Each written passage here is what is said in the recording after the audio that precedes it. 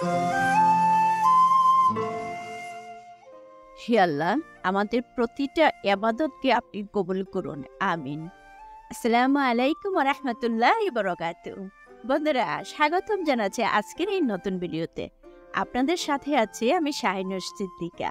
আর এই ভিডিওতে আপনাদের সামনে শেয়ার করব কুরবানি ঈদকে সামনে রেখে আপনার ঘর এবং বারান্দা কত সুন্দর এবং আকর্ষণীয়ভাবে সাজাতে পারেন, যা দেখে অতিথি এবং আপনার মন জুড়িয়ে যাবে। আর থাকছে বোম্বাই মরিচ দিয়ে, ডাল দিয়ে এবং পাট শাক দিয়ে একটা রান্না, ঢেঁড়স ভাজি। আর সারাদিনের কর্মব্যস্ততায় গাছগুলো আমি কোথায় কিভাবে সাজিয়েছি। আর ভিডিওটা দেখতে দেখতে কোথাও যদি আপনার ভালো লাগা কাজ করে, একটা লাইক কমেন্ট শেয়ার করতে পারেন। সাবস্ক্রাইব করে আমার পরবর্তী চ্যানেলে কাজ করার জন্য উৎসাহিত করতে পারেন। তাহলে চলুন আজকে শেয়ার করে ফেলি কোথা থেকে গাছগুলো সংগ্রহ করেছি এবং কোথাও কোথাও সেগুলো রাখছি। জানি তো গাছপ্রেমী যারা আছেন তারা যখন নার্সারিতে যান না, কোনটা রেখে কোনটা কিনে আনবো, আমার এই অবস্থা হয়। মনে হয় সবগুলা গাছ কিনে নিয়ে আসি। অনেক বন্ধুদেরকে দেখেছি মার্কেটে গেলে মনে হয় সব কিনে নিয়ে আসি। আর আমার মনে হয় কোথাও কোনো নার্সারিতে যদি যাই, যে গাছ দেখি, আমার যদি এত এত টাকা বা সামর্থ্য থাকতো আমি সব কিছু কিনে নিতাম। আর যদি বিশাল কোনো একটা বাড়ি থাকতো বা অনেক জমির মালিক থাকতাম আমি, তাহলে মনে হয় গাছ দিয়ে সব কিছু সাজিয়ে নিতাম। এই যে ডালটা আমি হাতে মাখিয়ে, যে পেঁয়াজ, রসুন, কাঁচামরিচ এগুলো দিয়ে, লবণ দিয়ে এবং হালকা একটু হলুদ দিয়ে সিদ্ধ হতে দিয়েছি। ছেলের জন্য আনারটা একটু খুলে রস করে নিব, অসিবের জন্য। আর এটাতে শুধু ডালের মাঝে যখন হয়ে আসবে আমি পাট শাক দিয়ে একটু বাগার করে নিব। আজকে তো এই যে বললাম না, গাছ নিয়ে ঘর সাজাবো, বারান্দা সাজাবো, মানে সেটার দিকেই আমার নজর। রান্না টান্না করে অসিবকে ঘুম পাড়িয়ে আজকে জানেন কি কাণ্ড হয়েছে? আমি কিন্তু ভাত খাইনি। মনে হয়েছে ভাত খাওয়ার সময়টা যদি আমি গাছের মাঝে দিই তাও আমার ভালো লাগবে, কারণ অসিব উঠে যাওয়ার একটা তাগিদ আছে। তো অসিব দুপুরে ঘুমাতে ঘুমাতে আমি এই কাজগুলা সেরে নিব। তাই তো আগের দিন বিকেলে নার্সারি থেকে অনেকগুলা গাছ কিনে নিয়ে আসছি। আর সেগুলি পর্যায়ক্রমে আপনাদের সাথে শেয়ার করব, আপনাদের সাথে থেকে লাগাবো। গাছপ্রেমীরা এরকমই হয়। আমার মেজো খালাকে দেখেছিলাম যখন ওরা ভাড়া থাকতো, আমার ভাইয়ের বউ, খালাতো ভাইয়ের বউ অনেকগুলা গাছ দিয়ে বারান্দা সাজাতো। আমার খালা বলতো আমার যদি কখনো তৌফিক হয় আমার ছেলের বউকে একটা বাড়ি করে দিব, সেজন্য নিজের মতো করে গাছ লাগাইতে পারে। আলহামদুলিল্লাহ আমার খালার বাড়ি হয়েছে। জানি না আপনাদের কার কার বাড়ি আছে, কার কার বাড়ি নেই, বা আমার মতো ভাড়াবাসী বা কে থাকেন। সমস্যা কি? ভাড়া হোক, তবু তো নিজের বাসা। আপনি সাজাবেন আপনার বাড়ি, নিজের বাড়ি, আর আমি সাজাবো আমার ভাড়া বাড়ি। চলুন না একটু সাজিয়ে দেখি কেমন হয়। ডালটা যখন সিদ্ধ টিদ্ধ সব হয়ে আসছে, পাট শাক দিয়ে দিলাম। তার মাঝে কিন্তু আমি কেটে কেটে বোম্বাই মরিচও দিয়েছি। কি শুনে মনে হয় ঝাল লাগছে আপনার, তাই না? আমি কিন্তু ওর একটু ঝাল প্রেমী। কি করব বলেন তো দেখি? এই যে ঝাল খাওয়ার একটা অভ্যাস করে ফেলছি, কিছুই করার নাই। বোম্বাই মরিচটা কিন্তু স্কিপ হয়ে গেছে। বিশাল বড় একটা বোম্বাই মরিচ দিছি। যা ইয়ামিও হয়েছে না ডালটা, আমার তো ভীষণ ভালো লাগে। যারা বোম্বাই মরিচ প্রেমী তাদের জন্য কিন্তু আজকের ডালটা দিয়ে দিলাম। খেয়ে দেখেন কেমন হয়েছে। আর এই যে পেঁয়াজ রসুন দিয়ে এটা কিন্তু বেরেস্তার মতো করে একটু বাগার টাগার দিয়ে দিলাম। সেই রকম ফ্লেভার আসছিল বাগার থেকে। এই যে দেখেন উপরে কিন্তু মরিচগুলা বেশি আসছে। যারা মরিচ কম খান তারা এখন একটু মানে স্কিপ করে চলে যাবে। কেন বলছি? না হয় কিন্তু আবার ঝাল লাগবে আপনাদের। আর এই যে ঢেঁড়স বাজিটা করে নিব। একটা কথা শুরুতে বলছিলাম না, আমার আজকে ভীষণ তাড়া, যার জন্য দুপুরের খাওয়াটাও বাদ দিয়ে দিয়েছি। গাছ এনেছি সে আনন্দে। আসলে কিন্তু গিয়েছিলাম নার্সারিতে পর্তুলিকা আনতে। আমার পর্তুলিকা গাছ অনেক পছন্দ। অনেকের ভিডিওতে দেখতেছি পর্তুলিকা দিয়ে সাজানো, কিন্তু দুঃখের বিষয় নার্সারিতে এক জাত পর্তুলিকা ছাড়া আর কিছুই পেলাম না।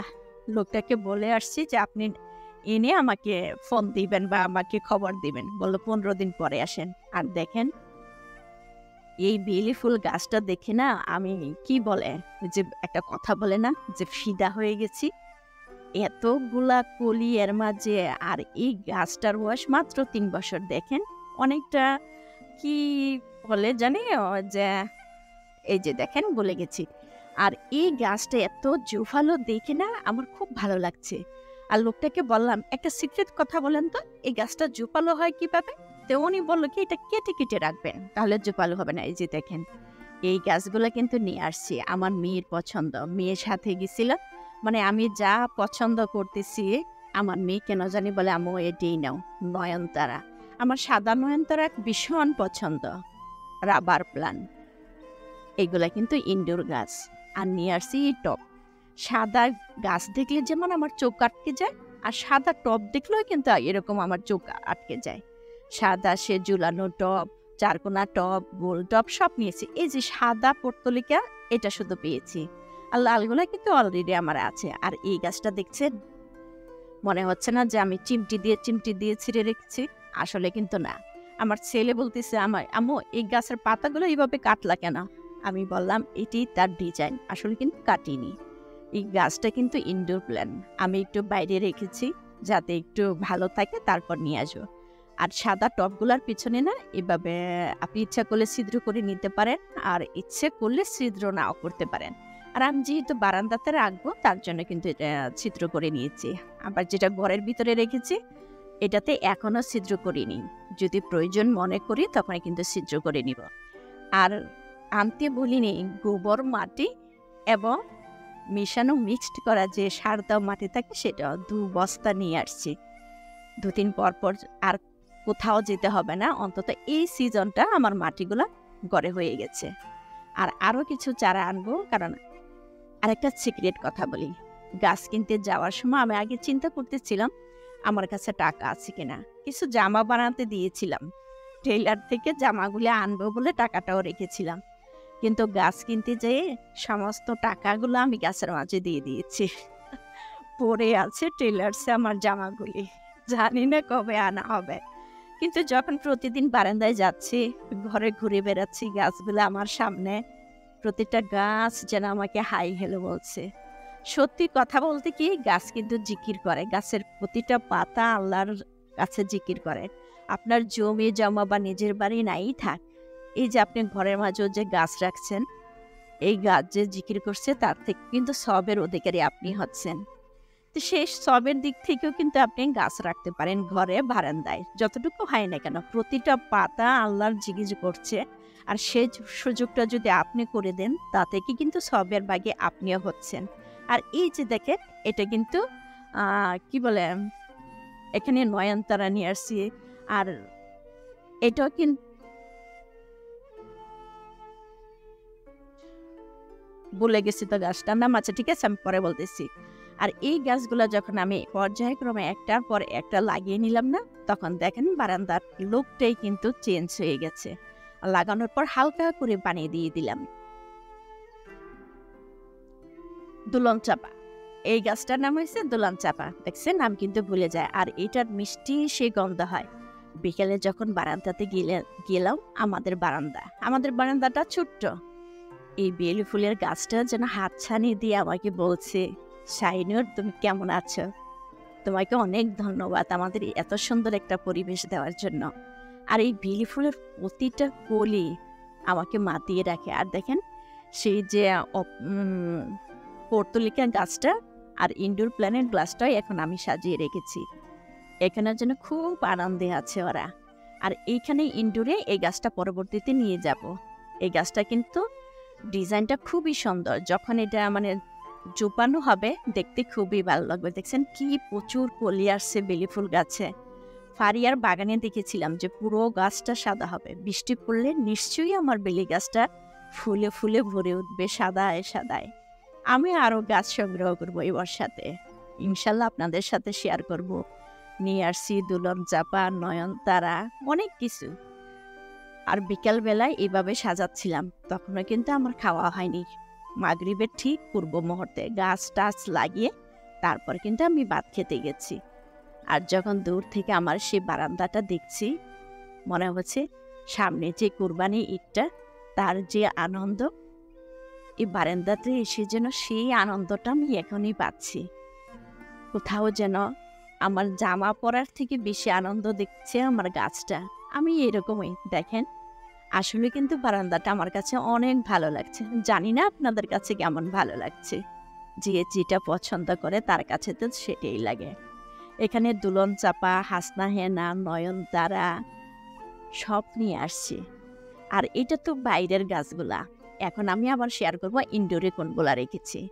আমার যে এটা হইছে কাঠ গাছ। মানে এটা ইনডোরই হয়। এই গাছটা একটু বড় হয়। বড় হতে, হতে খুব ভালো লাগে।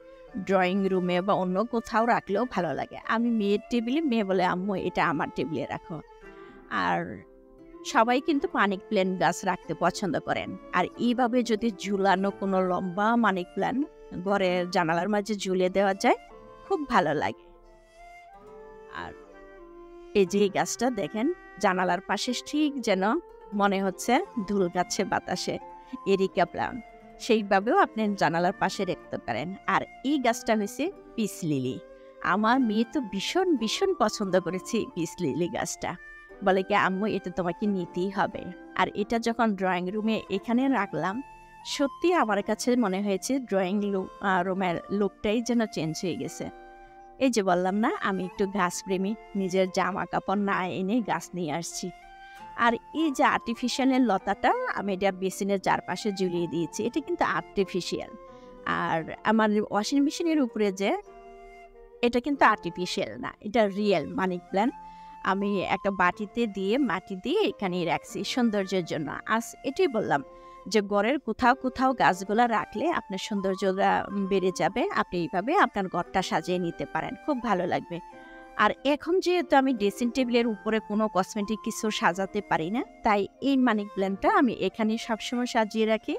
অসিফ এখনও এটা থেকে তেমন একটা নষ্ট করছে না, বাকিগুলো নষ্ট করলো। তাহলে এইভাবেই শেয়ার করলাম গাছের কোথায় কিভাবে আমি সাজিয়েছি। ঈদের আনন্দ এখানে আমার মাঝে বিরাজ করছে। জানি না আপনাদের কোথাও একটু ভালো লাগছে কিনা। আর ভিডিওর এই পর্যন্ত যারা আমার সাথে আছেন, ধন্যবাদ জানাচ্ছি সবাইকে। ধন্যবাদ জানাচ্ছি আমার আজকের ভিডিওটা পরিপূর্ণ দেখার জন্য। দেখা হবে নতুন আরো কোনো ভিডিওতে। ততক্ষণ আল্লাহ আপনাকে নেক হায়াত দান। আসসালামু আলাইকুম ওয়া রাহমাতুল্লাহি ওয়া বারাকাতুহু।